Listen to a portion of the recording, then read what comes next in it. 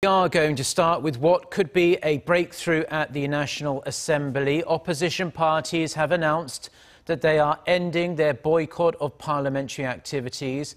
With that, the National Assembly's Budget Committee will meet soon to review the long-pending supplementary budget bill, a development that will be welcomed by President Moon Jae-in. With more, we connect to our Minji on the phone. She's at the National Assembly for us. So Minji, after an extended period of inaction at the Assembly, it looks like we are moving again. Mark, yes, it seems that way. Representatives from the four major political parties agreed to hold the session at 2 p.m. today, so in about 2 hours' time.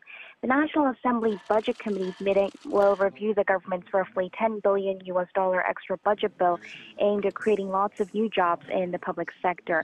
As you mentioned, this is all possible because the minor opposition People's Party and Padam Party both announced an end to their boycott of parliamentary activities and will take part. And this just coming in. The main opposition Liberty Korea Party has also agreed to normalize parliament, but have said they plan to ask for the bill to be revised. The party has been against the bill until now, saying there's no legal grounds for an extra budget aimed at job creation at this moment in time.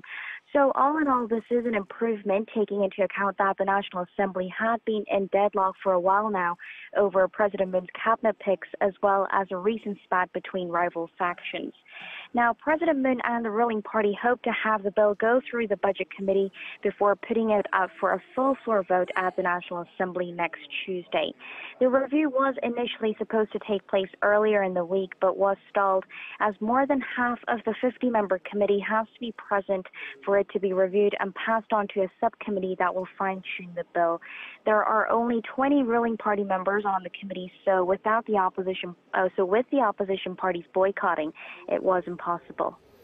Okay, so it seems we are going to see some movement at last, and we're going to find out exactly what the Liberty Korea Party are going to decide very shortly as well. But how exactly did this U-turn by the two minor opposition parties come about so quickly?